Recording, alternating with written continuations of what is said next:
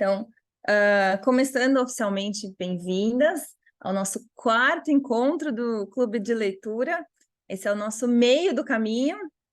É, o, é uma marca que eu estava ansiosa para atingir, porque ela começa a me mostrar o trabalho sendo feito, né? Começa a ganhar algum corpo. Então, eu entro no YouTube para ver as gravações, já tem alguma coisa lá, tem gente assistindo, comentando, curtindo. Eu entro na pasta com as apostilas e tem material lá. Então, parece que vai ficando real, como de fato vai, né? Mas, enfim, é legal ver a coisa ganhando corpo. E em 4 encontros, nós quase triplicamos de tamanho, então, mais uma vez, eu vou reiterar a minha imensa, não é nem gratidão, mas assim, é um senso de responsabilidade que eu sinto com o clube, porque, né, ser recebida na casa das pessoas, nas famílias, né, que ter mães e pais me dando ouvidos aqui é de fato muito. Eu tenho muita consciência do peso dessa responsabilidade, então, muito obrigada. Esse mês, agora, a gente leu A Maternidade e o Encontro com a Própria Sombra, da Laura Gutman. Quando eu fiz a apresentação dos livros lá no primeiro encontro, eu até falei, se você entrar na Amazon, na barra de mais lidos lá, de best-sellers, mais vendidos de maternidade, sempre vai ter o Crianças Francesas Não Fazem Manha, o Dias de Neblina e A Maternidade de Encontro com a Própria Sombra. 60 Dias de Neblina são crônicas, acho que a gente nunca vai, enfim, não vai trazer para debate, a gente pode ler como diversão, mas enfim, do top 3 aqui identificados por mim mesma, chegamos ao segundo. Então, como de costume, vamos apresentar o livro, o panorama geral dele, como ele chega até nós, né, antes da gente mergulhar no conteúdo, entender o que nós temos nas mãos aqui. Então, esse livro, a capa aqui da esquerda é a capa da edição brasileira. Ele foi escrito pela psicoterapeuta argentina Laura Gutman, que é esta maravilhosa senhora aqui na frente. E ele foi publicado pela primeira vez em 2003, publicação original na Argentina, né? Publicação em espanhol. Ele chegou no Brasil só em 2009, mas ainda assim, é um livro que a publicação original dele já tem 20 anos, no Brasil quase 15. Então, ele deixa um pouco...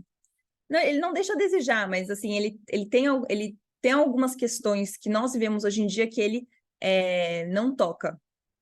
Mas, enfim, ele não se propõe a analisar, de fato, o cenário muito particular da nossa família, né? Ele fala de coisas muito mais grandiosas, muito mais atemporais, então isso não chega a ser um problema. A Laura, ela é formada pela Universidade de Paris, e é curioso que ela... Duas coisas, na verdade. Ela estudou sob a supervisão, ela foi pupila da Françoise Douto, que é uma pediatra francesa que é extremamente mencionada no Crianças Francesas Não Fazem Manha. Ela é muito referência no Crianças Francesas Não Fazem Manha, e ela foi a mestre, assim, né? A Laura Gutman foi pupila dela, foi treinada por ela. Então, é uma similaridade aí que eu achei entre os dois livros, que, no fundo, lendo no detalhe com calma, você vai ver que tem muita sobreposição mesmo. Mas ela foi para Paris porque ela viveu lá no exílio durante a ditadura da Argentina, e isso lá por volta dos anos 80, e ela só voltou para a Argentina, então, depois de treinada, depois de ter tido contato, ter sido exposta a todos esses outros pensamentos para além da América Latina, né, para além da América do Sul. Ela, então, volta e ela se especializa em temas de família, e ela funda aquilo que eu acho que é o trabalho da vida dela, né, pelo que eu percebo, que é a Escola de Capacitação Profissional de Criança. Então, é um centro de capacitação de profissionais de saúde e de educação, com enfoque em mães e crianças, né? Então, ela explica no começo do livro que ela já não atende mais individualmente, ela capacita profissionais que, enfim, vão atender essas mães e as famílias. mas, enfim, essa é a base da formação dela. É um trabalho que ela já tem aí há mais de 35 anos, né, de carreira, então ela não estamos falando com uma amadora. Concordando ou não com o que ela vai falar, ela é alguém que dedicou a sua vida a esse estudo, a esse tipo de trabalho, então ela tem algo de fato a nos dizer, né? Ela não está tirando da cabeça dela, ela é um trabalho embasado. E daí, então, ao longo do tempo, ela foi ganhando projeção com esse trabalho dela, e ela se transformou numa espécie de guru para muitas mães, porque ela escreve livros com esse enfoque na psicologia da maternidade. Então, um outro livro muito famoso dela é O Poder do Discurso Materno, e um outro que esses são os principais que a gente tem no Brasil, né? A maternidade enquanto com a própria sombra e o poder do discurso materno. Mas ela tem também o Mulheres Visíveis, Mães Invisíveis. Mas a maternidade enquanto com a própria sombra é o best-seller dela. Só no Brasil ele vendeu 40 mil exemplares, e entre Argentina, Espanha e países hispanohablantes ele já vendeu 150 mil.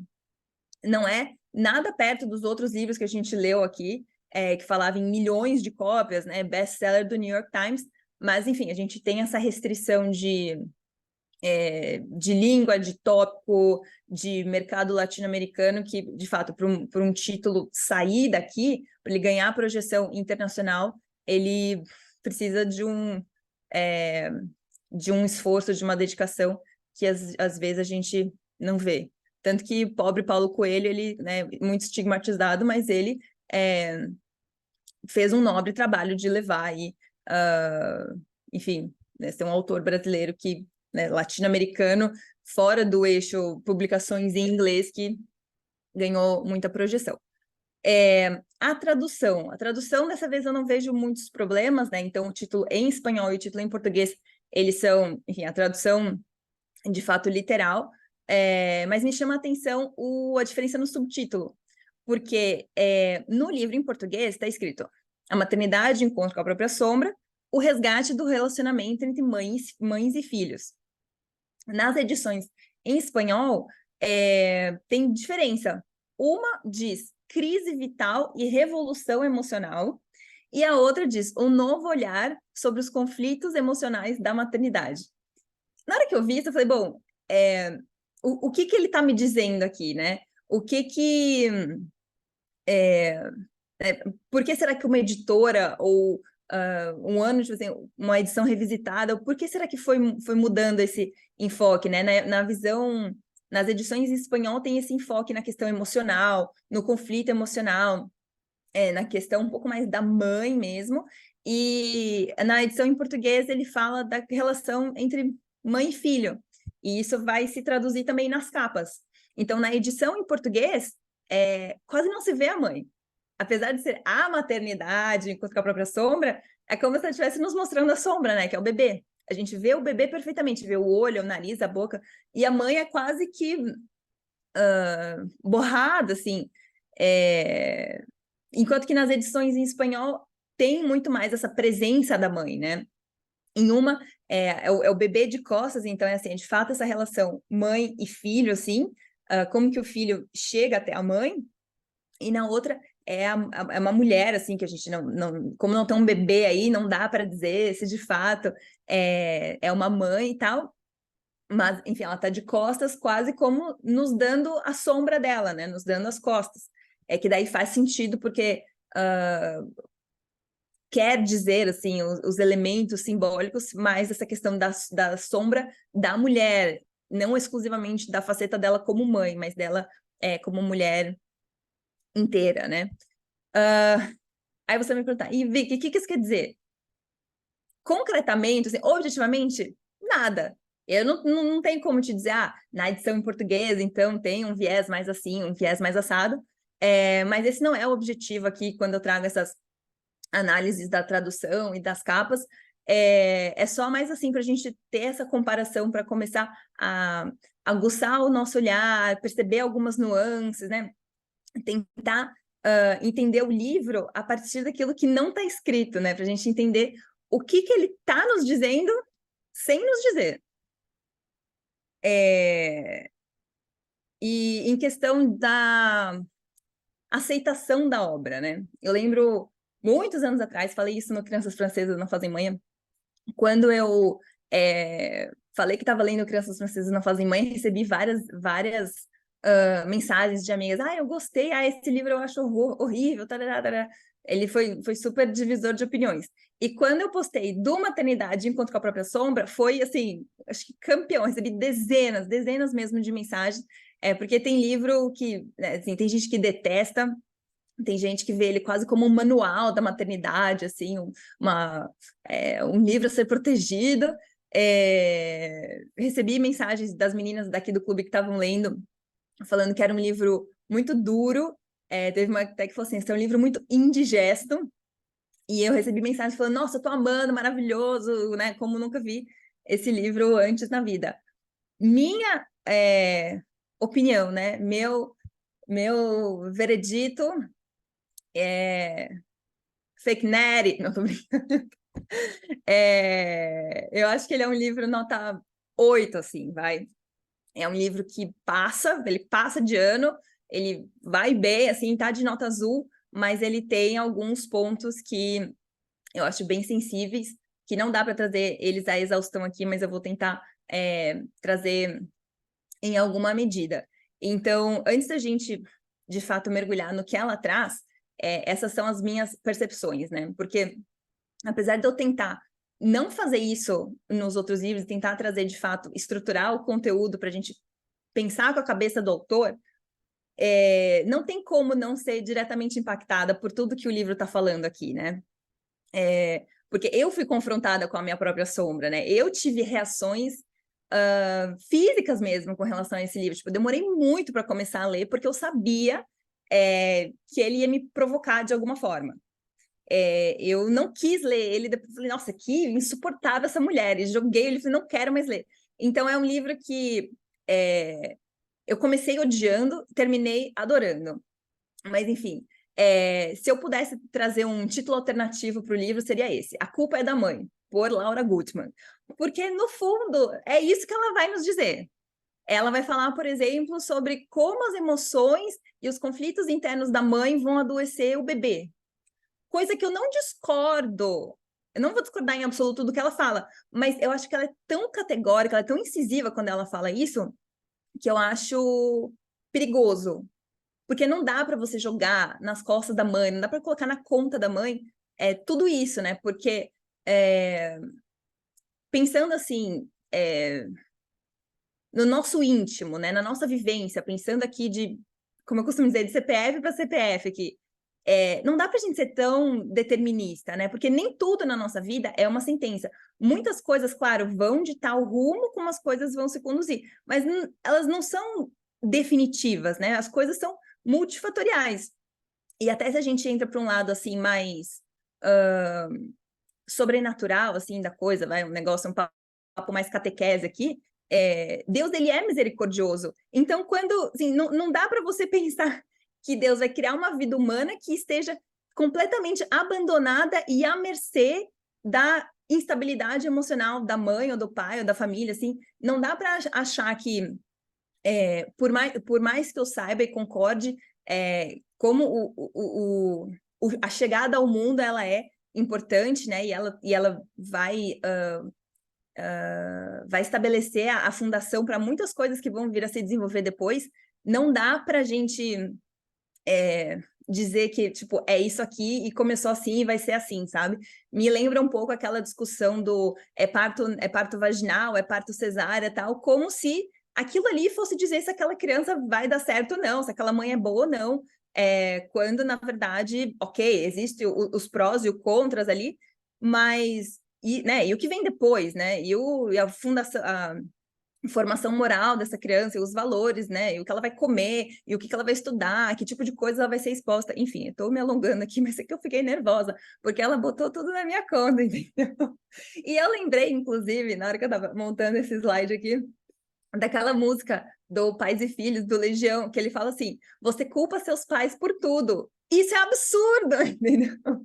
É lógico que a gente vai, né? Nossos pais tem responsabilidade sobre o que nós somos e nós temos responsabilidade sobre aquilo que nossos filhos são e serão. Mas, enfim, é ingênuo até querer achar que nós temos uma vara de condão, assim, que nossos filhos são marionetes na nossa mão, ou que nós fomos na mão dos nossos pais, né? Mas, enfim, esse é o lado negativo. Se eu tivesse que trazer um aspecto positivo, e aqui que ela ganhou muitos pontos comigo, ela é excelente em traduzir os sentimentos em palavras, em colocar no papel algumas coisas que a gente só sente, a gente só sabe sentir, e às vezes não consegue nem elaborar aquele pensamento, algumas coisas que a gente não tem, às vezes, coragem de dizer, ou aquelas percepções, assim, aquelas vivências que são tão íntimas, assim, que tocam num lugar tão nosso, que a gente acaba achando que aquilo é individual, né? Que aquilo é inédito. Tipo, ninguém nunca passou por isso. Ninguém viveu isso. Né? Aquela coisa que a gente só sente e é só nosso. E na hora que a gente vê aquilo traduzido no papel, é quase que um momento eureka. Você fala, gente, não sou só eu, tipo, eu não tô sozinha, sabe? Esse buraco não é só meu. Ela vai falar isso lá no final do livro mesmo, no final da apresentação aqui, quando ela fala da alma feminina e de como todas as mulheres estão... ela fala assim, todas têm o mesmo problema, por mais que eles pareçam diferentes, assim, que eles têm uma diferente roupagem. Mas, enfim, isso foi uma coisa que eu gostei bastante do livro. O meu livro está inteiro grifado, parágrafos inteiros, páginas inteiras, assim, tinha hora que eu cansava de grifar, só fazer uma chave, tipo, esse bloco aqui de 50 linhas eu concordo por inteiro. Então é um pouco o que eu falei agora há pouco, que eu vi nela um olhar muito maduro, né? Uma pessoa que, de fato, se debruçou sobre essa questão da mãe, da mulher, e do filho, e do maternar, e da vida em família e tal. Ela não é amadora. E eu deixei essa frase aí no final, porque eu acho que é um pouco o que sintetiza o positivo e o negativo do que eu acabei de falar. E essa, inclusive, é uma frase que está no livro, em outro contexto, mas, enfim, quando eu estava olhando minhas anotações, ela me chamou a atenção, porque eu acho que ela sintetiza o espírito da obra, assim, né? Porque não é um livro para a gente concordar, não é, como eu sempre falo, para a gente ter uma adesão irrestrita àquilo que está escrito aqui. Pelo contrário, ele é um livro bem provocador, que eu falei, me fez amar e odiar essa mulher na mesma página. No parágrafo de cima eu gostei, no de baixo eu não gostei. Mas foi justamente isso que me fez pensar e refletir.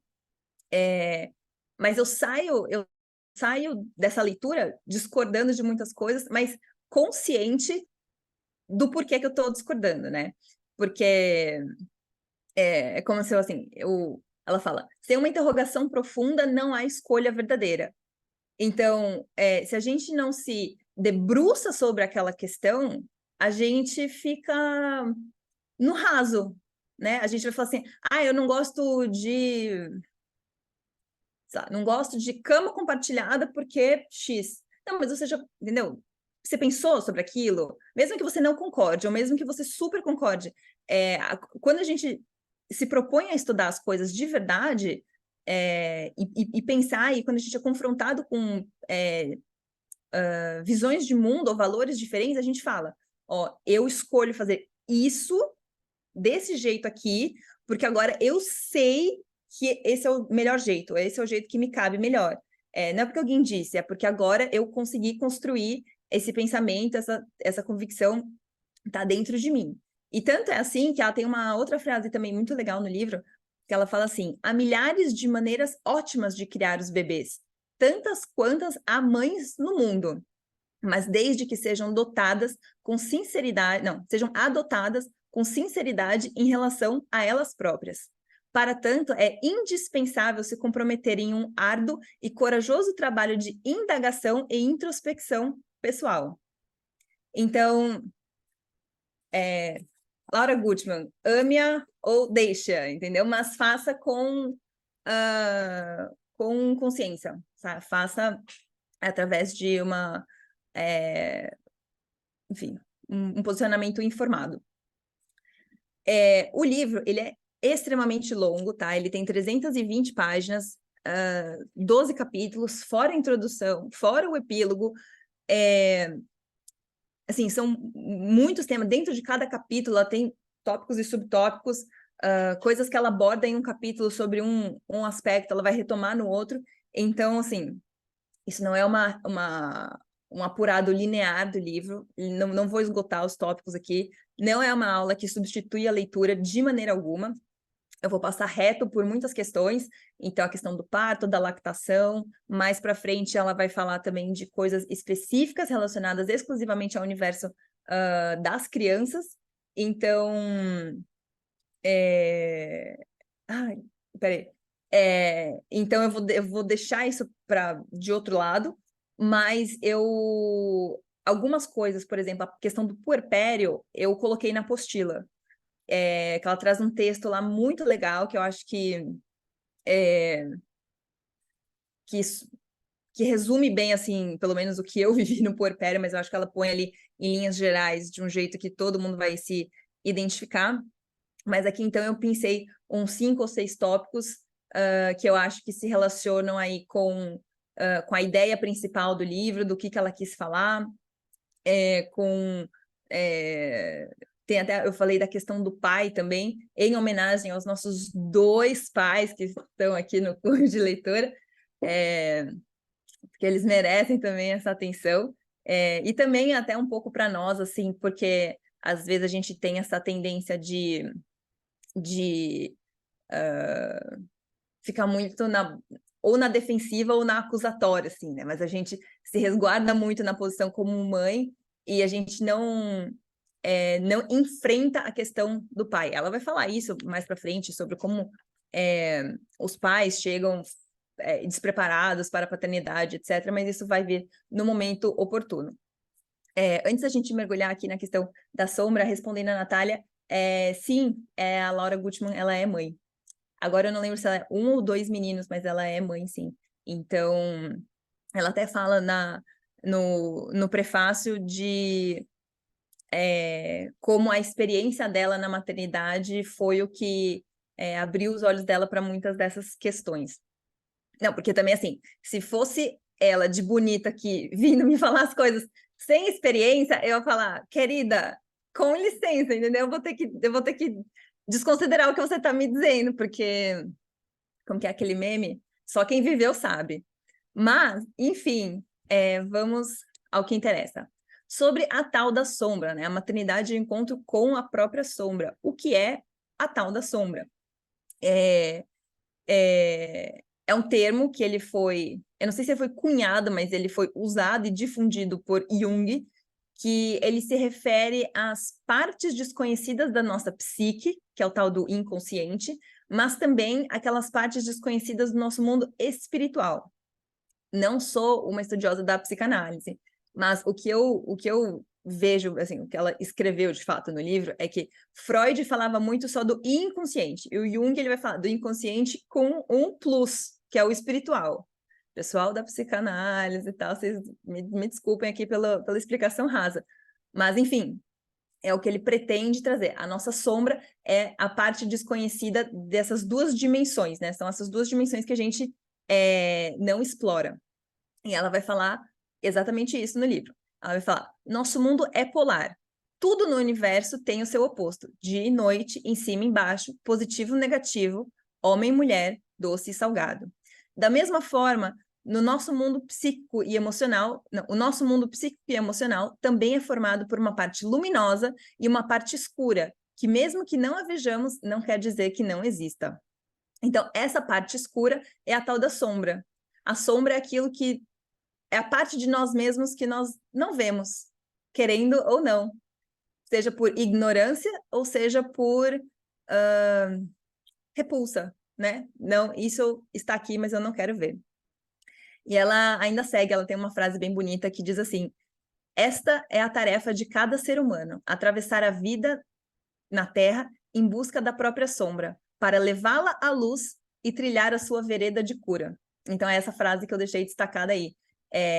Porque, enfim, ela fala longamente sobre a sombra e, enfim, quem disse o que e tal, mas é isso que ela vai falar aqui. Existe uma parte de nós que nós não vemos e nós precisamos confrontá-la. Nós precisamos trazer isso trazer essa sombra à luz. E ela fala que a nossa sombra ela é desenvolvida a partir da infância, que desde pequenos nós nos identificamos com certos aspectos, como generosidade e bondade, e ao mesmo tempo a gente despreza os opostos. A gente gosta de uma coisa e a gente vai desprezar então o egoísmo e a maldade, por exemplo. E assim que a nossa luz e a nossa sombra vão se criando. Algumas coisas a gente gosta, outras coisas a gente repulsa. E ela traz uma frase aqui que ela atribui a Roberto Bly, que fala assim, ele dizia que nós passamos os primeiros 20 anos da nossa vida enchendo uma mochila com todo tipo de vivências e experiências, e depois passamos o resto do tempo tentando esvaziá-las. E eu lembrei de uma frase que eu não sei, não lembro a autora, mas que ela fala assim, nós vemos o mundo apenas uma vez, na infância, todo o resto é memória. Como isso tá ligado com isso que ele acabou de falar, né? Como a gente vai se construindo e chega em determinado momento da vida que a gente fala, cara, assim, tem muita coisa aqui, eu preciso me revisitar. Agora, assim, não é que a gente está estagnado e daqui é só ladeira abaixo, mas para eu poder seguir em frente, eu vou precisar fazer um trabalho aqui, vou precisar olhar para essas verdades duras. E ela fala, se nos recusarmos a esvaziar a mochila, ela se tornará cada vez mais pesada e cada tentativa de abri-la será mais perigosa. Ou seja, não tem jeito, não tem outra alternativa, né? Ou a gente se questiona com sinceridade e a gente enfrenta os nossos aspectos mais ocultos, sofridos, dolorosos, ou então eles vão aparecer nos momentos mais inoportunos da nossa existência. E, assim, aqui a gente ainda está falando exclusivamente da sombra, né? Não de como ela vai se relacionar com a mãe e com o bebê. Então, ela faz esse aviso, ela fala, o contato com a sombra, ele não é exclusivo, né? Ele não acontece unicamente através do bebê. Até porque, senão, quem não tem filhos nunca teria a chance de fazer essa investigação. Mas ela vai, a partir daqui, então, mostrar como que o bebê é uma alternativa de reflexo dessa sombra, né? Dentre todas as outras possibilidades, como que o bebê vem para trabalhar esse crescimento espiritual de cada mãe. O bebê é uma oportunidade, é uma possibilidade da gente se reconhecer, da gente centrar o nosso eixo e da gente se fazer perguntas bem importantes. É a chance da gente parar de mentir para si mesmo, assim, né? A gente é confrontado com uma situação que não tem escapatória, ou vai ou racha, e se rachar vai dar muito ruim, então tem que ir, então vai. E a gente tem que achar um caminho para fora disso. Então, agora que a gente entendeu o que é a sombra, de onde ela vem e por que a gente está falando dela, como que ela vai se aplicar no universo da maternidade. Então, é aqui que ela vai começar a falar da fusão emocional. Porque, assim, quando a gente pensa no nascimento de um bebê, a gente pensa na separação, né? Saiu da barriga, saiu a placenta, corta o cordão umbilical, acabou. O corpo do bebê que estava dentro da mãe, ali circulando o mesmo sangue, comendo a mesma comida, respirando o mesmo ar, né?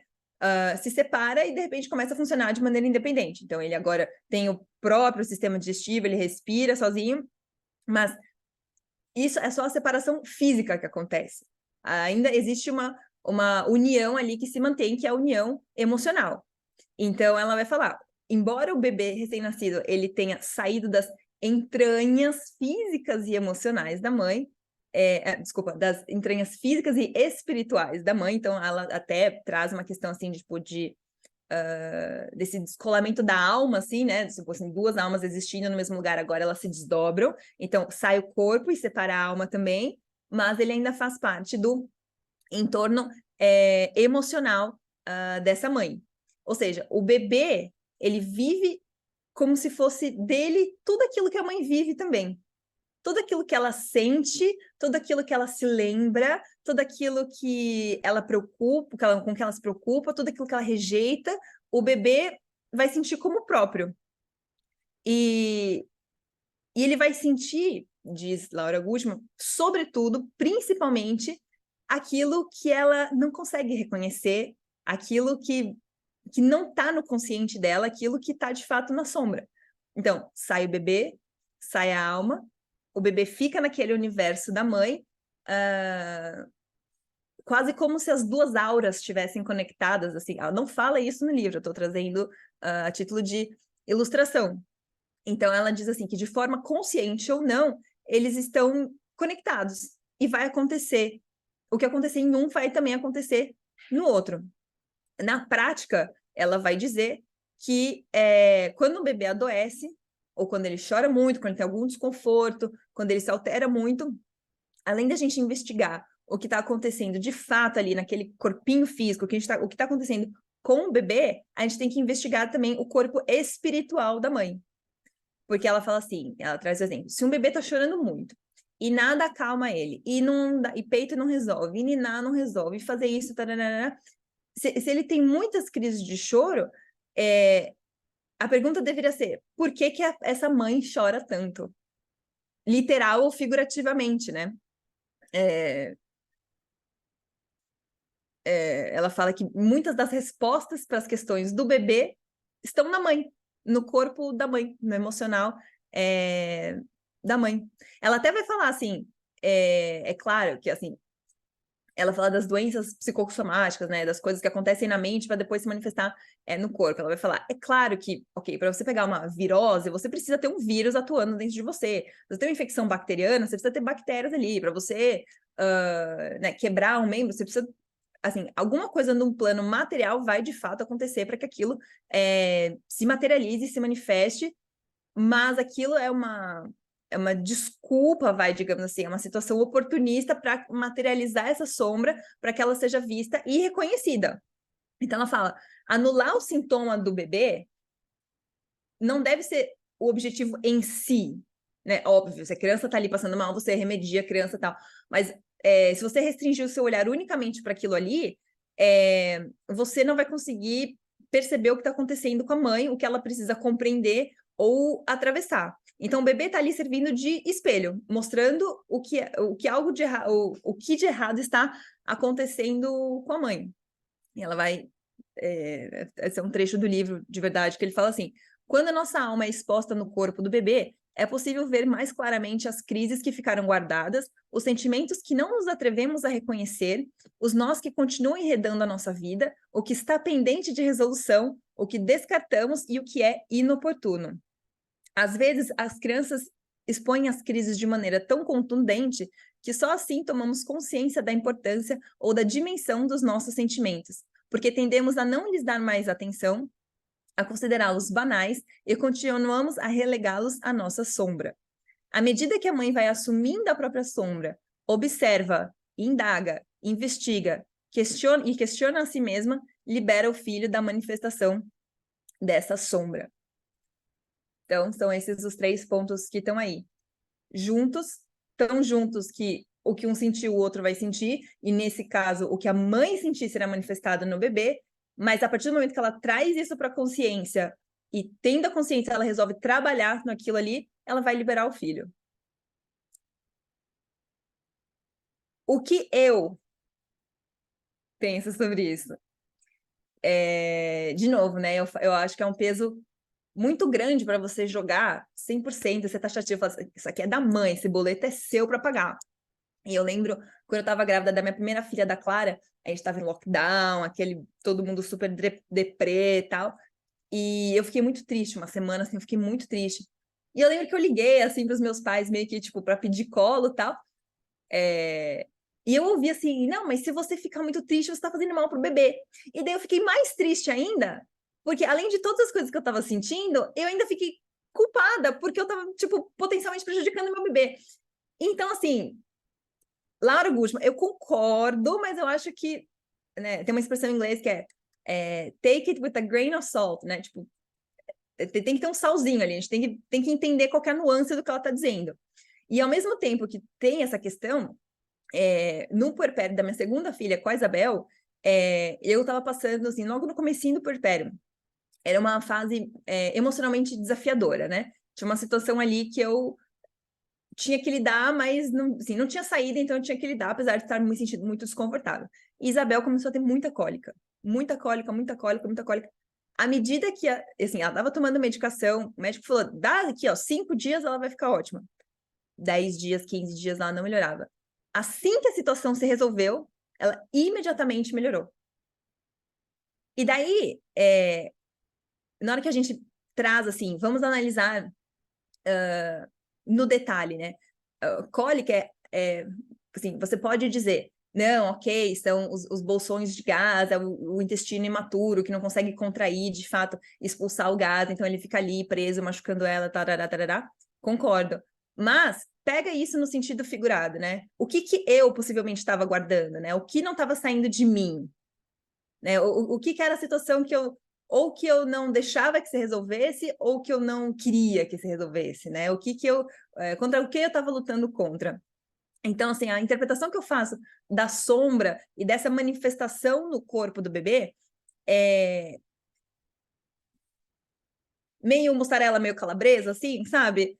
Porque eu acho que não necessariamente a manifestação vai ser sempre física, porque tudo que a gente faz vai influenciar naquela criança, né? O modo como a gente se comporta, a maneira como a gente conduz os nossos problemas, como a gente se conduz no dia a dia, como a gente enfrenta a vida, tudo isso vai gerar tensão, prazer, angústia, alívio, né? Tudo isso vai contribuir para aquele universo em torno do bebê, tudo aquilo vai refletir na nossa lida com as crianças. Então, eu fico dividida. Ao mesmo tempo que eu concordo, eu acho que ela vai muito... Ela é muito punitiva, assim. Ela tem o... como fala? Até aquela vontade de punir, assim, aquele negócio... tem um termo jurídico agora que eu não lembro qual que é. Muitos anos fora da advocacia, mas enfim. E o que isso vai, né? O próximo passo dessa união emocional do pai, desculpa, da mãe e do bebê, ela fala então que as crianças, de maneira geral, né, meio que tô aqui aliviando a barra dela um pouco, porque ela fala, ok, eles estão juntos, mas é da natureza da criança estar fundida. Então não é assim, tipo, só que você está sendo má para o seu filho quando você tem essas complexidades. É natural das crianças que elas sejam assim, as crianças precisam estar em fusão emocional com os outros, né? Com as outras pessoas ou com os outros ambientes. E ela traz um exemplo que eu acho que é perfeito, assim, ele é muito redondo. Que ela fala assim: podemos ver um exemplo muito claro quando levamos uma criança pequena a uma festa de aniversário.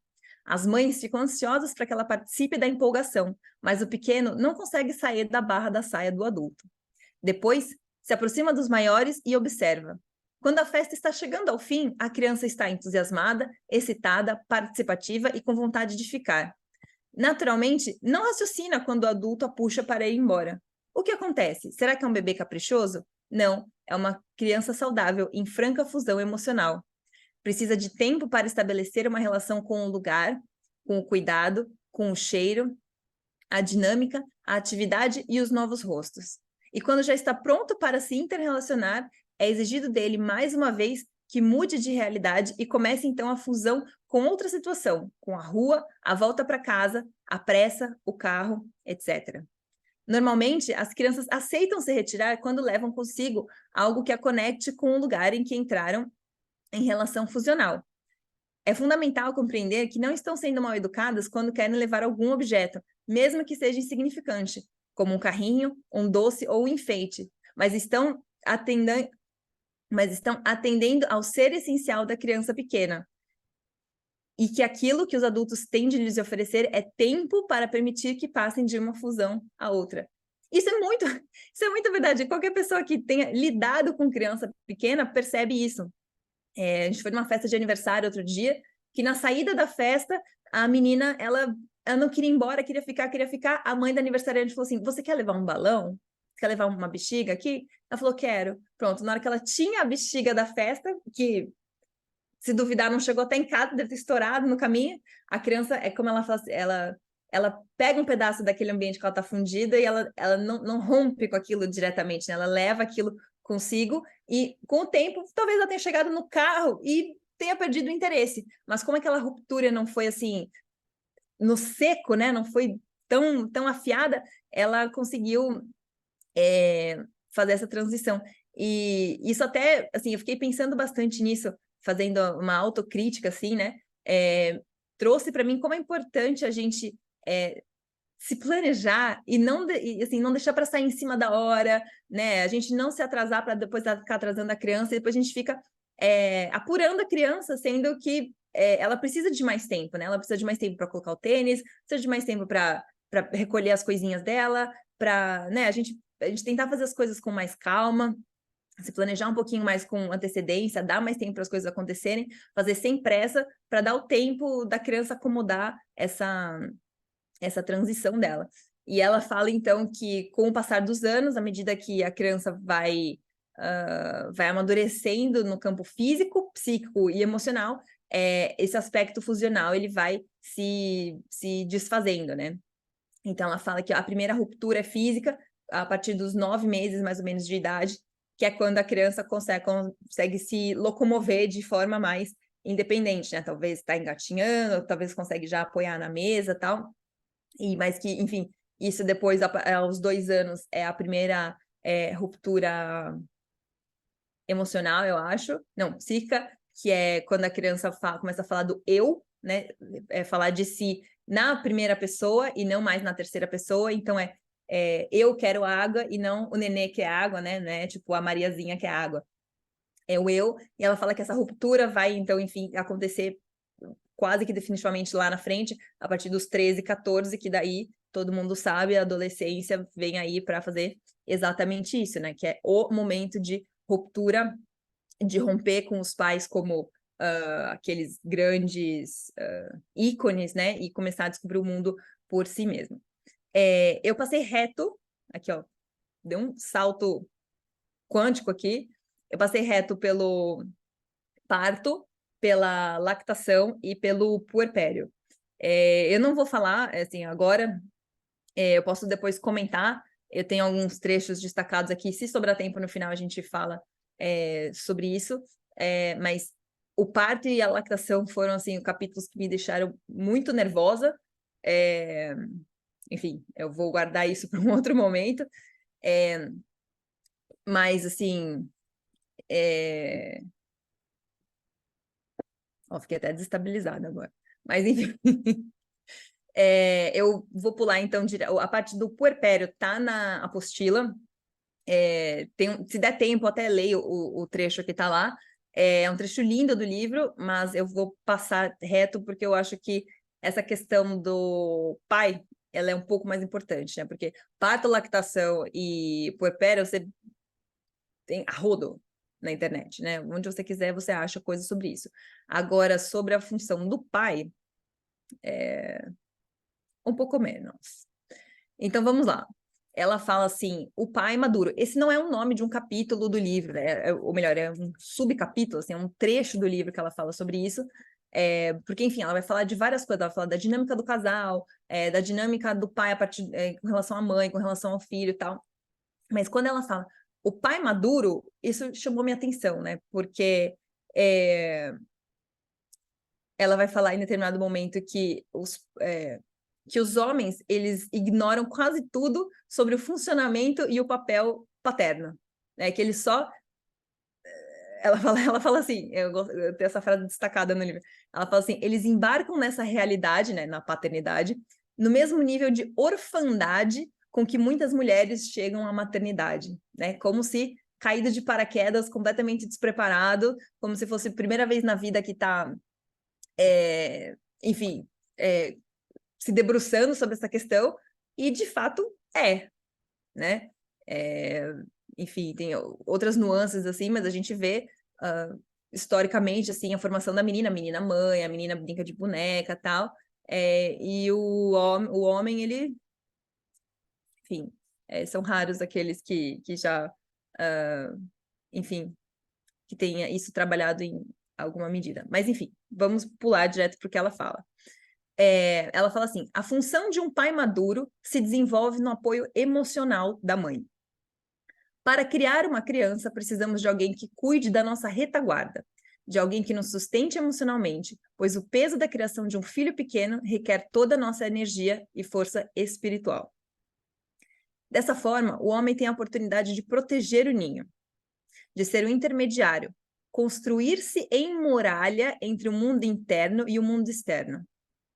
Quase tudo que chega do mundo exterior parece hostil à mãe, porque funciona em uma frequência muito elevada. Funciona em uma frequência muito elevada para a sutileza do recém-nascido e desequilibra o mundo emocional da mulher puérpera. E aqui, por mais que a gente esteja falando de puerpério, vamos estender isso para desequilibra o mundo emocional da mãe, né? Da figura materna ali daquela relação, né? Toda energia usada para se defender é energia subtraída do processo de criação do filho. Portanto, o pai deve zelar para que a mãe e a criança disponham de silêncio e intimidade. E aqui é assim, por mais que essa narrativa tenha, na prática, muito a ver com que ela está falando exatamente do momento do puerpério, que é do bebê muito pequenininho, que você, de fato, precisa estar no casulo, joga isso pro big picture, assim, né? Vamos expandir isso. Se esse não é, de fato, o papel do masculino e do feminino, né? Se o homem não tem esse papel de servir, como eu destaquei aí, de muralha entre o mundo interno e o mundo externo, né? Se não é do homem, se não é próprio do homem ser essa força, né? Essa retaguarda, essa segurança, e a mulher fica do lado de dentro, então, com as crianças. Eu posso estar falando coisa errada, mas eu li na época e fez sentido para mim, né? Quando eu fui casar, eu queria acertar todos os protocolos, né? Queria fazer certo na igreja. E eu fui pesquisar de que lado que a mulher ficava na hora da cerimônia. Porque eu vi a foto, tinha mulher de um lado, mulher do outro. Eu falei, não, tem que ter uma regra. E eu vi que a mulher deveria ficar ao lado esquerdo do homem, então, portanto, desse lado aqui. Porque, historicamente, o braço direito é onde o soldado carrega o seu escudo. Então, assim, veja que imagem linda, né? O homem recebe a mulher e, ao mesmo tempo, ele ainda tem disponível o braço para proteger ela, para proteger a família. Esse é o papel do homem, né? No detalhe, né, na minúcia, no exemplo do dia a dia ali, portanto, então, garantir que não tenha muita visita chegando quando você tem um bebê, garantir que, né, a mãe tem ali sempre um copo d'água do lado dela, dessas pequenas coisas, assim, que as pessoas não estejam atrapalhando ela, mas, né, do sentido de estrutura da família mesmo, né, como fala, de se apoderar, né, de se apoderar da sua natureza masculina, assim, né, apesar de que isso é o cancelamento vindo, mas enfim, ela vai falar assim, que no período de convivência antes dos filhos, então quando era só o casal, tanto o homem quanto a mulher, eles conservavam um espaço próprio. Então você tinha o seu momento de estudo, de trabalho, tinha esferas da sua vida que eram só suas relações pessoais com as suas amigas, com suas outras, né, com seus outros afetos e tal. Então, universos que eles eram mas coexistiam na sua individualidade, muito embora ela pontua que a mulher tende a ser um pouco mais madura e, portanto, acaba sustentando emocionalmente o homem de alguma forma. E daí ela vai falar, quando nasce o primeiro filho, a mulher, ela tem capacidades limitadas ali. Então, ela retira um pouco aquele apoio que ela dava para o homem para dar, primordialmente, para o bebê. E aí que ela vai falar da questão da imaturidade, que ela fala que o pai ele pode se sentir excluído dessa relação e se sentir sozinho. E daí, quando ele se retira, a mãe fica sem apoio para dar suporte para ela existir, e ela é o suporte do bebê. Então, na hora que o pai se retira, ele colapsa a mãe e o bebê, né? Então, quando eu falo ser essa muralha, ser essa sustentação, é disso também. Ela vai falar, o pai se sente só, enciumado, abandonado e inútil. Eu gosto que ela dá vários adjetivos, assim, que ela retrata, ela pinta essa pintura, assim, no detalhe. E a mãe se sente desamparada, sozinha, esgotada e ocupada com afazeres que não lhe são próprios, né? De novo, se você pensar no exemplo, na minúcia, ok, Putz, eu não queria estar com visita e agora estou, que ela está falando no momento do puerpério aqui. Então, a fazer isso que não lhes são próprios. Mas, de maneira geral, quando o homem se retira e o homem não se posiciona na vida da família, a mulher também tem que assumir várias coisas. Enfim. E ela fala, a solução para esse problema passa pelo amadurecimento do casal, que, conscientes de si mesmos e responsáveis afetivamente, criam um sistema de apoio emocional de ida e volta. Ou seja, teríamos um pai que sustenta a mãe para que forte ela possa, então, sustentar o bebê. E aí ela deixa essa pergunta. E quem apoia o pai? Se quem sustenta o bebê é a mãe, quem sustenta a mãe é o pai, quem sustenta o pai? E ela vai falar, ela responde logo embaixo.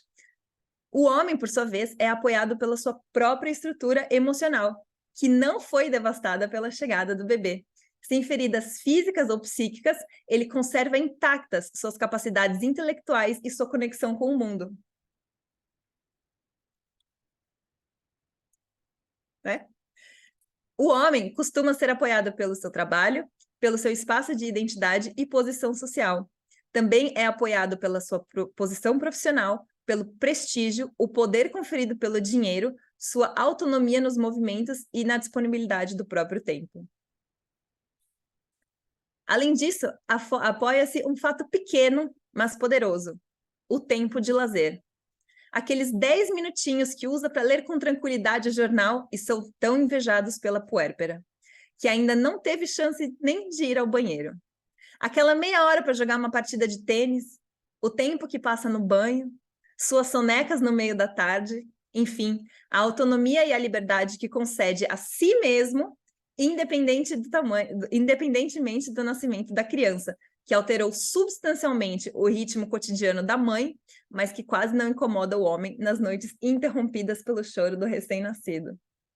Eu lembrei, quando eu li isso, daquele meme que eu já vi repetido à exaustão no Instagram, que é da mãe falando assim, essa noite eu vou dormir do lado da cama do meu marido, porque aparentemente daquele lado não dá para ouvir o bebê chorando. E eu lembrei, enfim, de várias situações que meu marido acordava assim e falava, nossa, essa noite ela dormiu tão bem, né? Eu falava, não, você dormiu tão bem, porque todas as 5 vezes que ela chorou, eu acordei, eu ouvi. Ele, ai, nossa, não, eu dormi igual a pedra. Pois bem, tá aqui explicado o porquê, né? E assim, eu quero só, assim, deixar muito claro que isso não é um ataque aos homens, tá? Mas muito pelo contrário, é um chamado à responsabilidade, né? De dizer assim, olha, o seu papel aqui é muito nobre.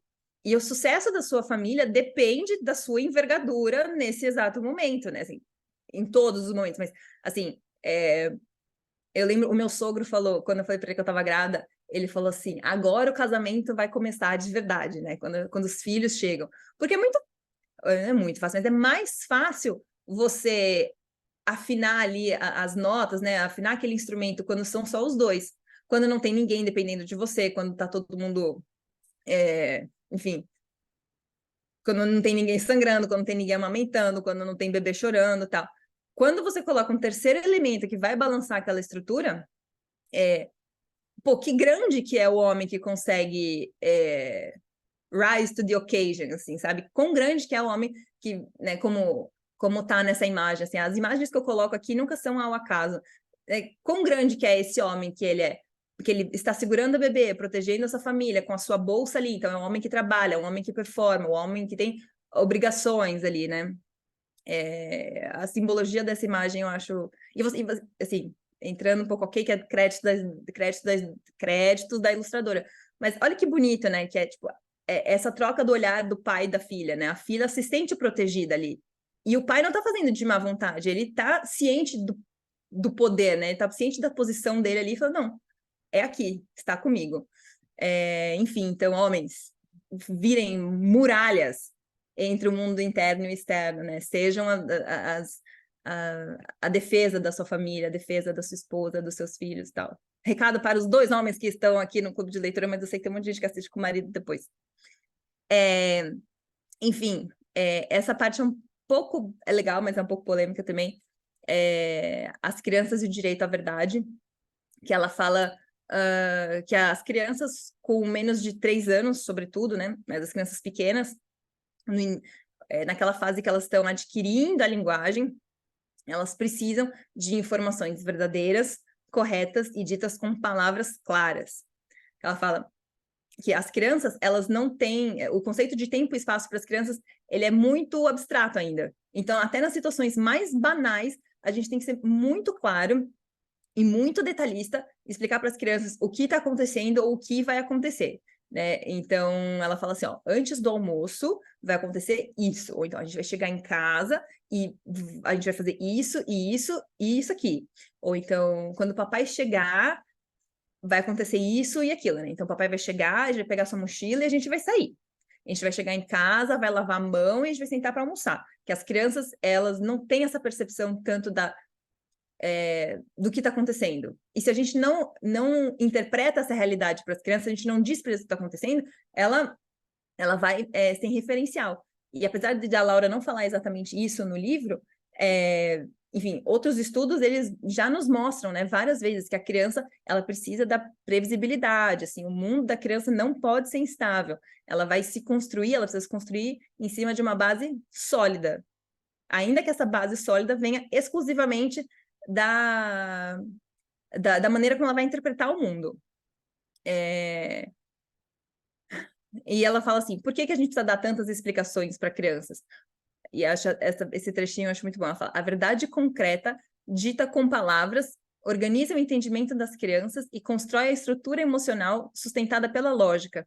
As palavras com sentido lógico têm o papel de fazer a intermediação entre as crianças e o mundo. Então, ela fala assim, quando você fala para a criança, tô saindo, ou vou trabalhar, a criança não tem repertório, ela não tem informação suficiente para entender o que está acontecendo ali. Eu vou trabalhar, mas o que é trabalhar? Onde exatamente você vai? Eu não conheço, assim, para mim a minha mãe saiu pela porta e sumiu, né? Assim, e quando minha mãe não tá, o que eu vou fazer? Quem vai ficar comigo? Né? Como que é a minha vida quando mamãe vai trabalhar? Eu lembro uma situação, a gente tinha voltado do Brasil e a Clara tinha aprendido a falar sumiu. A gente estava brincando com ela, ela sumiu. Então ela voltou para casa, tinha começado a falar, e ela só sabia dizer sumiu. Então ela entendia que sumir era o conceito da coisa que estava aqui e agora não estava mais. E eu expliquei isso para a minha funcionária. Ela falou: o que é isso que a Clara fica falando? Sumiu. Eu falei: quando a coisa não está mais aqui. Pus a Clara na soneca, saí, fui na academia e falei para minha empregada: se a Clara acordar, você pega ela no quarto, mas já já eu tô subindo que eu vou bem rapidinho. Quando eu cheguei em casa, a Clara estava em prantos. E eu falei, mas o que aconteceu? E a minha empregada falou assim, eu não sei por que ela tá chorando, porque eu falei que a mamãe sumiu.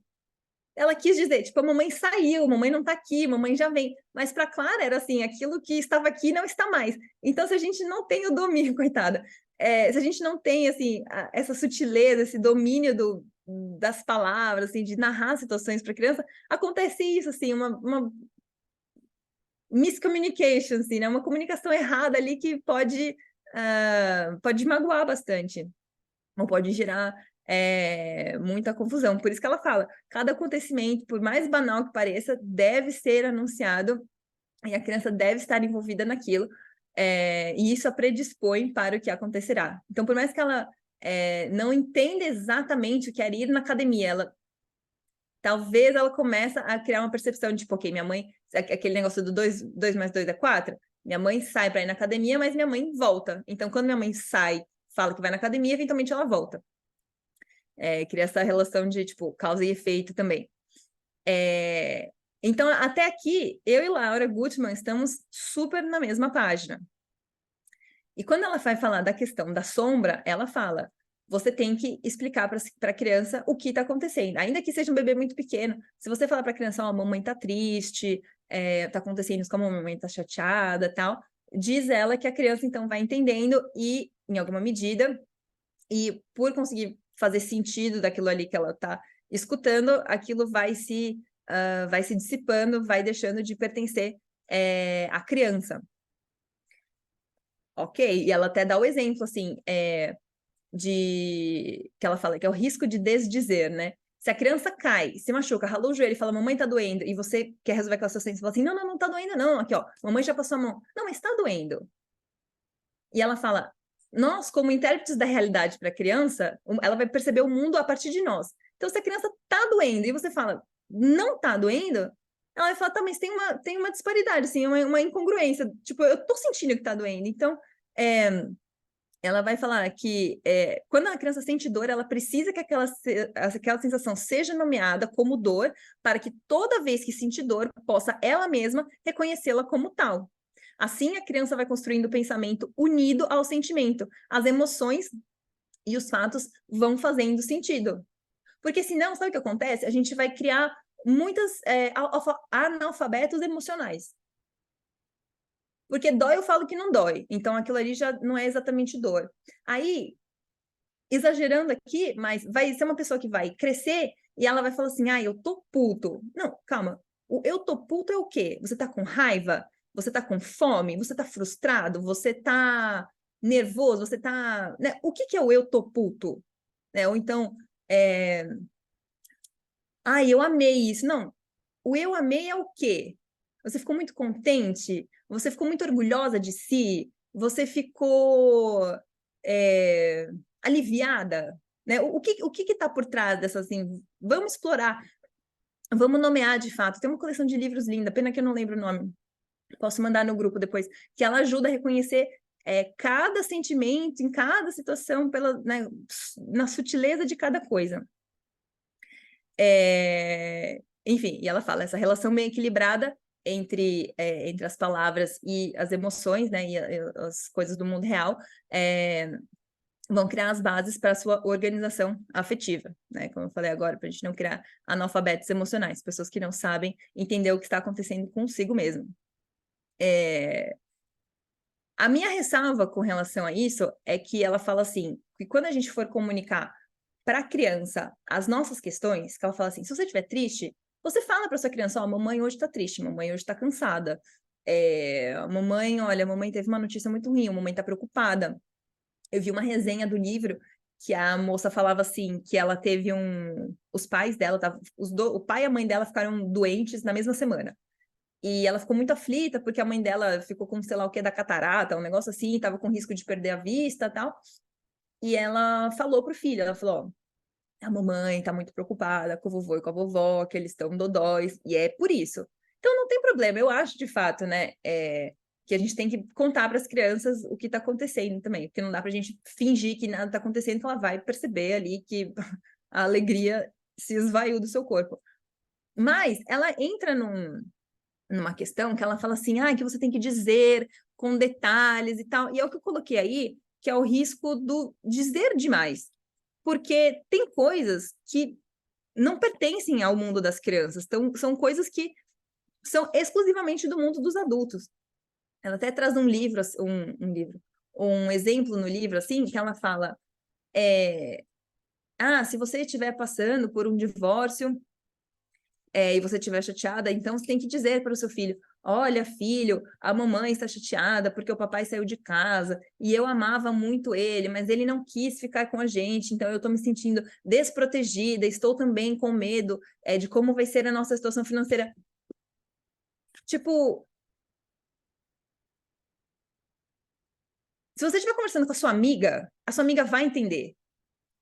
Porque a sua amiga já viveu o suficiente, ela tem maturidade para perceber os seus sentimentos e entender o que você está dizendo. Agora, uma criança não tem.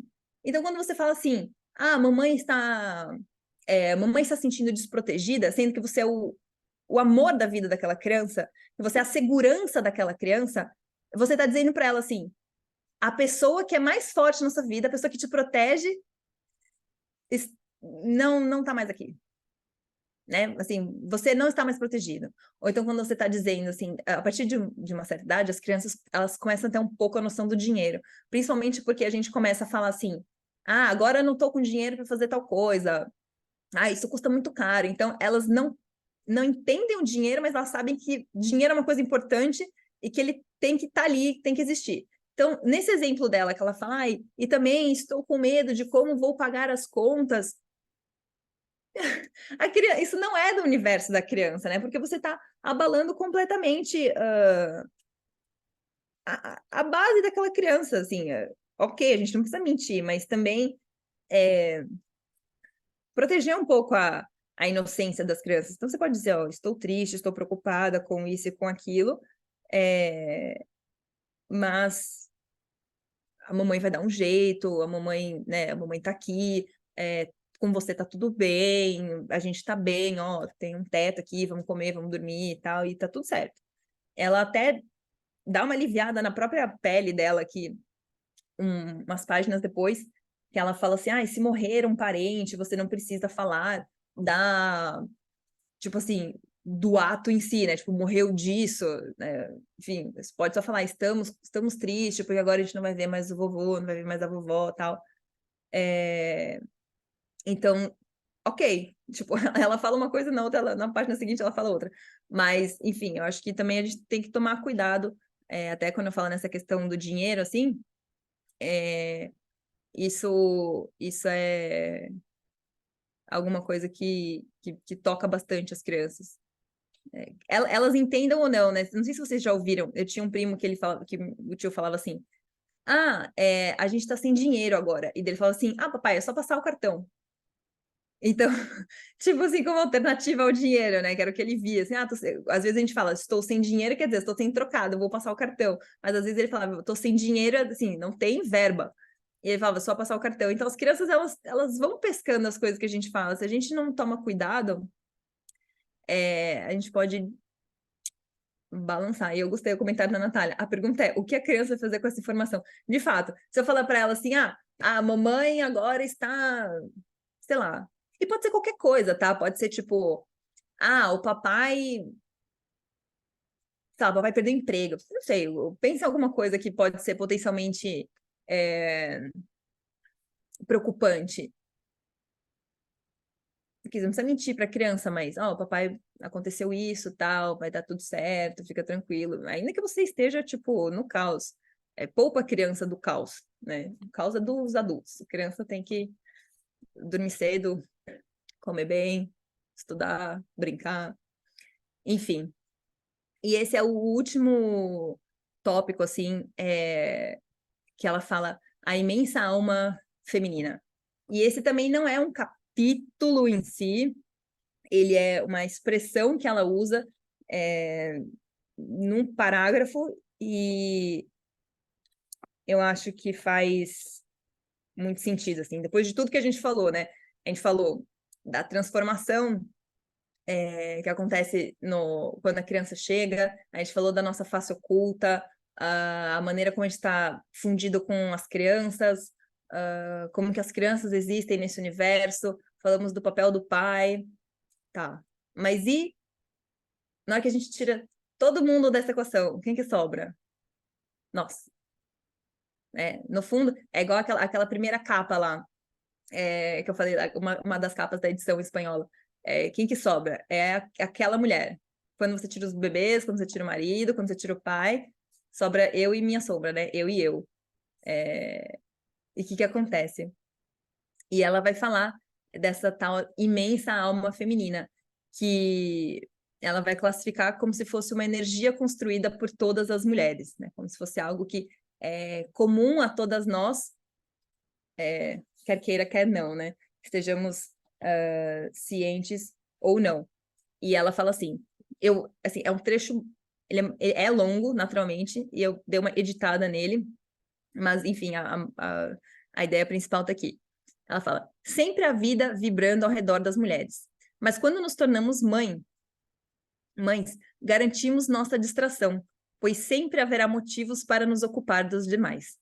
No entanto, os filhos precisam de mães criativas, plenas, caminhando em sua busca pessoal, uma vez que o significado que cada mulher encontra em sua própria vida lhe permite dar um significado à vida dos demais. Para sermos criativas, precisamos de tempo. E tempo é um bem sagrado que as mulheres devem aprender a cuidar, pois defendem o tempo dos demais e não o próprio. Também devem cuidar de suas pequeníssimas paixões, ocultas em algum momento de ócio, abandonadas numa incômoda gaveta e compartilhadas apenas entre confidências silenciosas, com alguma mulher que seja cúmplice de suas travessuras. Festejamos as paixões dos demais, mas não reservamos as nossas para desenvolvê-las em um futuro incerto, talvez porque acreditemos que não são tão importantes nem tão apaixonantes. Algumas se atrevem a levar a sério esses esboços de desejo e potencializá-los, mas precisam conhecer os riscos de antemão, e o maior deles é o desconforto. Em geral, devem estar dispostas a abrir mão desses espaços nos quais, volta e meia, desempenham o mesmo papel, sem que ninguém repare nelas, nem sequer elas mesmas. Neste ponto, é pertinente reconhecer que o invisível tem suas vantagens, porque ninguém nos molesta, nem nos empurra ao encontro de nós mesmas quando estamos invisíveis. Trata-se de uma decisão pessoal, permanecer nos espaços infelizes, embora conhecidos, ou então decidir averiguar quem sou, o que tenho para oferecer nessa vida, qual a minha missão. Para isso, é necessário se tornar visível, pelo menos de vez em quando. Nessa busca da própria identidade, ter filhos pode facilitar o percurso de algumas mulheres, na medida em que viverem uma maternidade consciente e criarem seus filhos com autonomia interior. Por outro lado, a maternidade leva algumas mulheres a se perderem definitivamente, infantilizadas e ocupadas com os afazeres da criação dos filhos, construindo um mundo doméstico e trancando-se as 7 chaves por dentro. Definitivamente, acredito que muitas mulheres estão perdidas por dentro, mas não têm motivos suficientes para permanecer nesse estado. Poderíamos arriscar um pouco mais. Somos protegidas pela terra, pela lua, pela água e pelo vento. Um redemoinho de vitalidade gira em nossos corpos, e nossos filhos dependem, em parte, da explosão do nosso coração, da alegria infinita e do sentido profundo que encontramos no fato de vagar por este mundo com nossas almas femininas. Então, assim, esses são os 3 pontos que ela traz, assim, de como a gente, às vezes, se invisibiliza, não só para o mundo, né? Não só quando a gente se perde no meio das tarefas, mas como a gente se invisibiliza para nós mesmas, né? Como a gente consegue tirar de nós aquilo que nós somos. Então, assim, a gente ignora um pequeno momento de prazer, assim. Talvez a gente ignora participar do clube do livro, por exemplo. Ah, eu não vou, porque sabe como é, não tenho tempo, tal. A gente vai tirando de si aquelas pequenas coisas que fazem o nosso coração vibrar, assim. E pode ser, assim, sei lá, fazer uma aula de dança, cozinhar um prato que você gosta, sair para tomar um café com uma amiga. Ela fala, assim, e coisas que eu não sei nem nomear, porque ela fala assim, cuidar de suas pequeníssimas paixões, ocultas em algum momento de ócio, abandonadas em alguma incômoda gaveta. Assim, aqueles projetinhos que você não tem nem coragem de tocar, não tem coragem nem de pensar em talvez abrir espaço na sua vida para eles. Porque, assim, eu não quero que isso seja como se diz?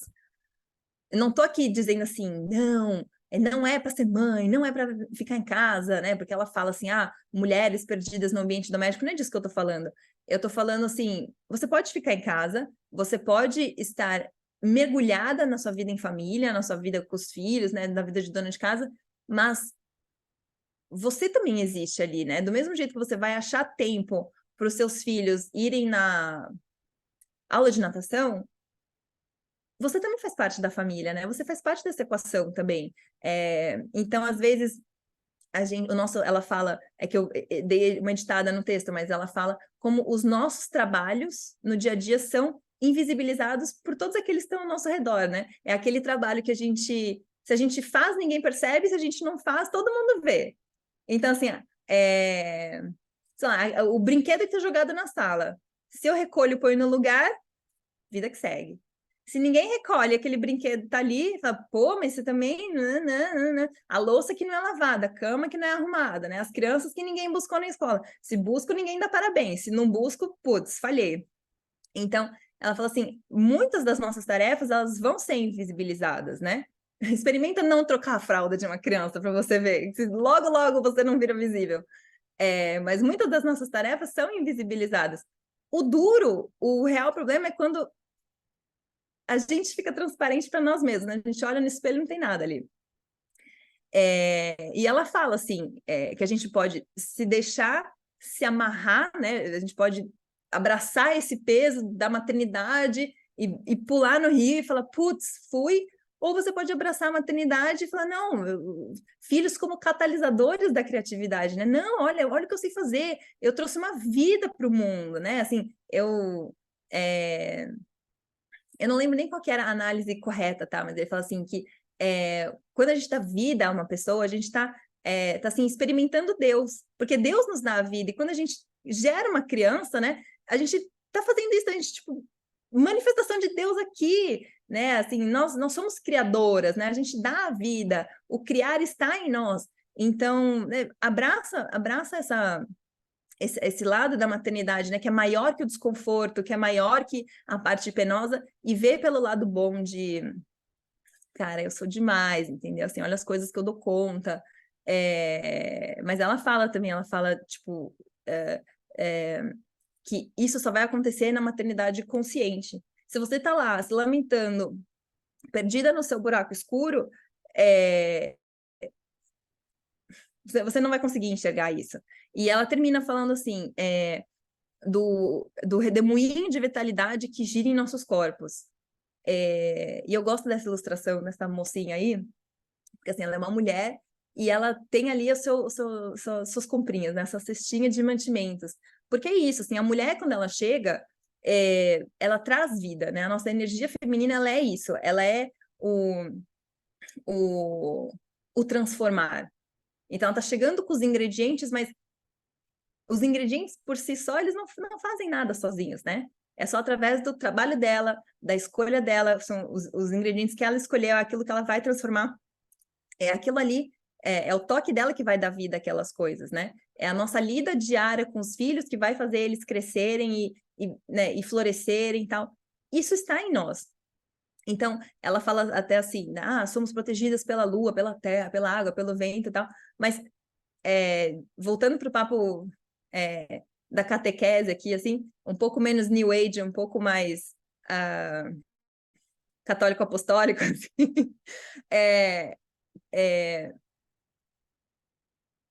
assim, a mesma coisa que eu falei lá no começo, né? Que eu falei que Deus é misericordioso, que ele não ia deixar as crianças à mercê da nossa instabilidade, né? Que nem tudo era uma sentença, que ele poderia agir ali, apesar das adversidades. Aqui é a mesma forma, né? Deus não confia uma alma para quem ele não confia. Assim, ele não desculpa, para quem não quem ele não julga capaz.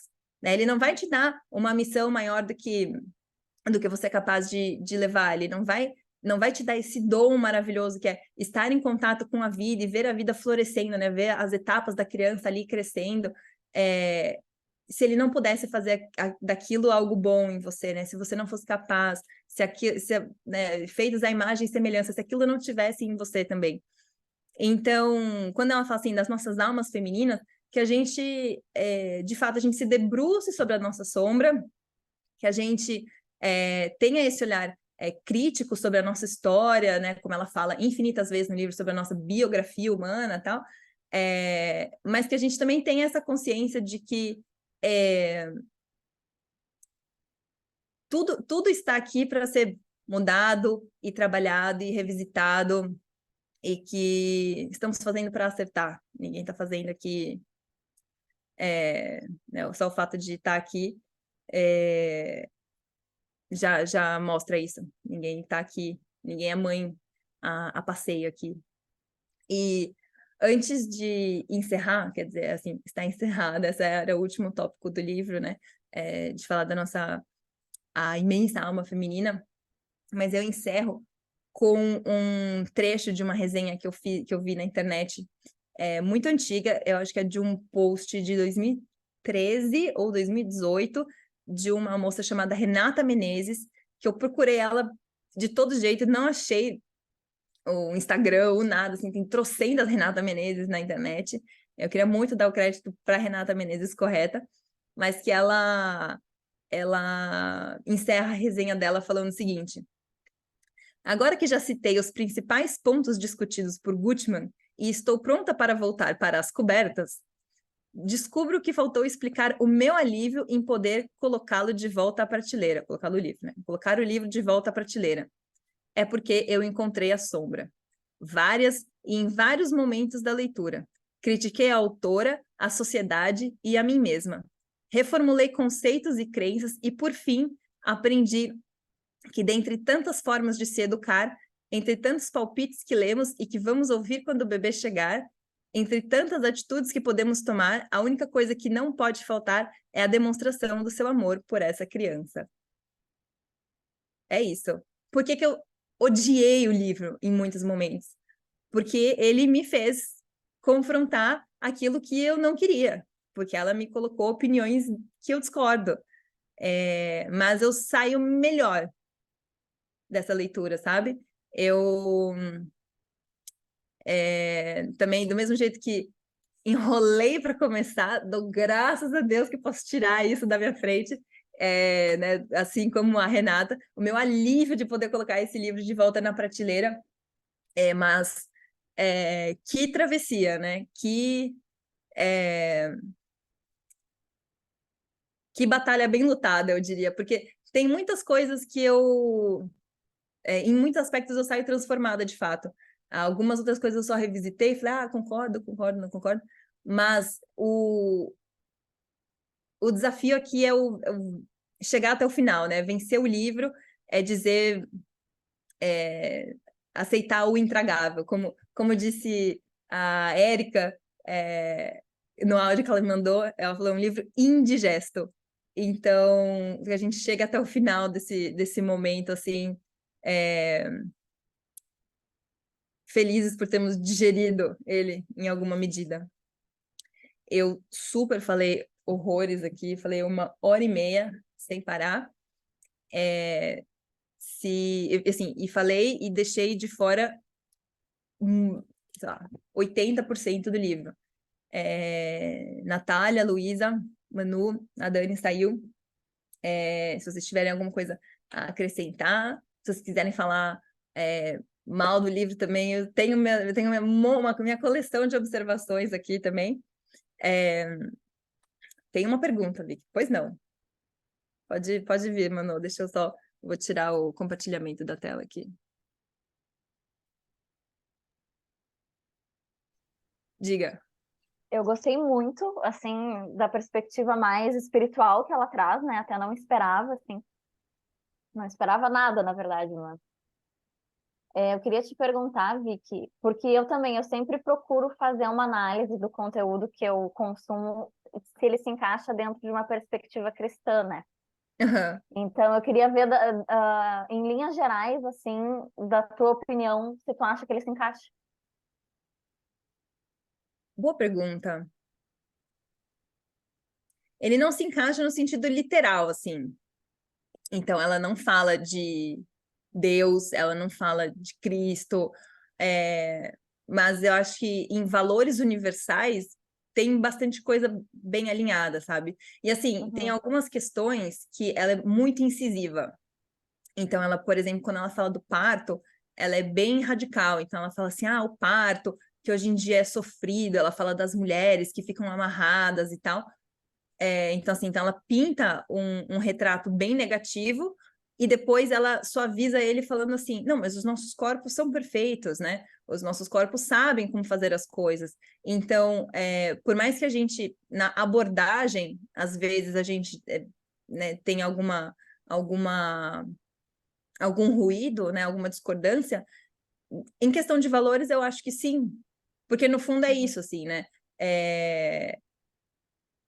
Eu acho que Deus não vai dar filhos que a gente não consegue criar, né? Ele não fez, assim, ele não ia botar um filho no teu ventre que você depois, né? Então, é claro que o nosso corpo é perfeito, né? É claro que o corpo, como concebido por Deus, ele vai chegar nesse ponto, sabe?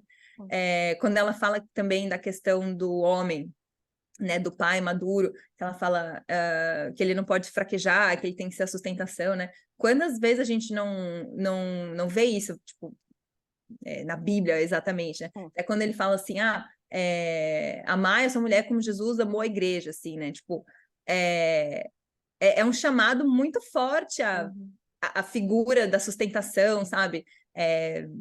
Em certa forma, tipo, do guerreiro.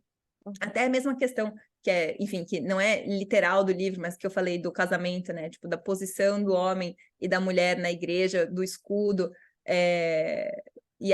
até dos termos que ela usa, né? Do homem se construir como muralha. Eu acho que sim. Eu acho que sim.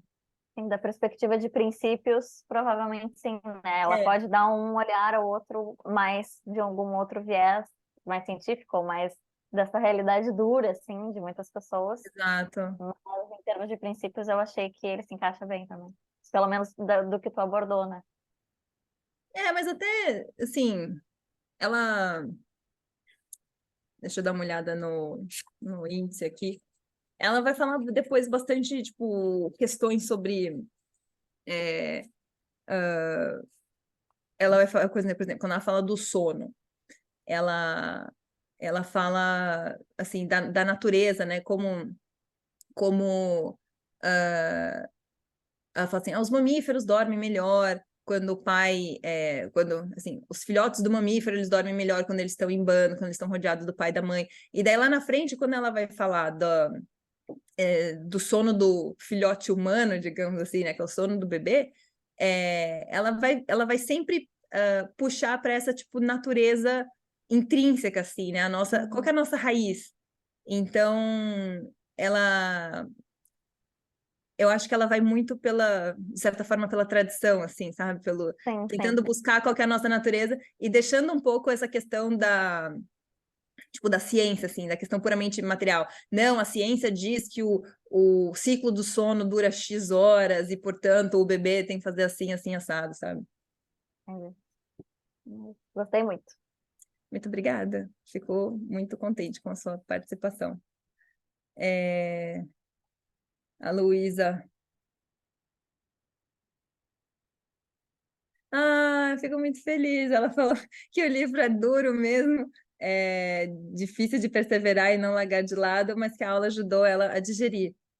Eu não sei se você estava com a gente aqui desde o começo, Lu, mas eu falei assim que o livro ele não a gente não estuda os livros aqui para sair concordando com eles, né? Não é uma adesão assim a tudo que está escrito no papel, mas para os momentos que a gente escolhe fazer diferente, para a gente ter a consciência do porquê que a gente está fazendo diferente, né? Em qual medida ou é uma opinião informada, assim, não é só, discordo porque discordo, ou porque de bate-pronto aquilo não me desce, assim, aquilo conflita aparentemente com os meus valores, mas depois dizer, falar assim, ó, agora eu vou fazer deste jeito e vou fazer por conta disso, porque agora em mim isso faz sentido. Então, mesmo que você saia daqui falando assim, nossa, essa mulher é uma sem noção, assim, discordo de tudo, assim, me recuso a acreditar que sou fundida emocionalmente com o meu filho. Porque você se debruçou sobre essa questão com profundidade, né? Você esteve aqui e batalhou essa leitura e tentou vencê-la, então você vai falar, ok, agora eu estou fazendo diferente porque tenho robustez no meu argumento. Fico muito feliz de ter facilitado, mas não se culpe, assim, não seja um peso para você se você não concordar com o livro. Faz parte. Então, obrigada de nada, querida. Eu fico muito feliz de ter todas vocês aqui, principalmente porque é no meio do feriado. Para mim são 9h30 da manhã, para vocês são 10h30 da noite. Muito obrigada pela confiança. Espero vê-las. Eu pulei um pedaço da minha apresentação, o último, mas enfim, mês que vem nós vamos falar sobre o Crianças Dinamarquesas. É uma inversão no calendário, tá? Porque esse mês era para ser o Grito de Guerra da Mãe Tigre, que é sobre educação chinesa, mas eu consegui uma convidada maravilhosa para vir falar com a gente e ela não tinha agenda agora para esse mês, só para o próximo mês, só para outubro. Então, eu inverti, joguei o livro da China para o próximo mês e trouxe Crianças Dinamarquesas para agora. É um livro super gostoso de ler, é um livro bem menos denso que esse daqui. É um livro sobre felicidade, né? Que os dinamarqueses estão sempre na lista do povo mais feliz do mundo. Então, é como pessoas felizes criam crianças felizes. E tem uma frase do livro que eu gosto muito, que ela fala assim: adultos felizes criam crianças felizes. Crianças felizes crescerão para serem adultos felizes, que, por sua vez, darão continuidade ao ciclo de criar pessoas felizes. Então, acho que dá uma respirada aqui, a gente pode sair um pouco dessa tensão aqui e falar de uma abordagem mais levinha, mais gostosa. Então, nos vemos agora. Deixa eu ver se eu tenho a data aqui, porque eu fechei a minha apresentação. Nos vemos no dia 29 de setembro, às 21 horas, no Zoom, para falar de crianças dinamarquesas. Um beijo, boa noite para vocês, bom fim de semana para todas nós. Até mais.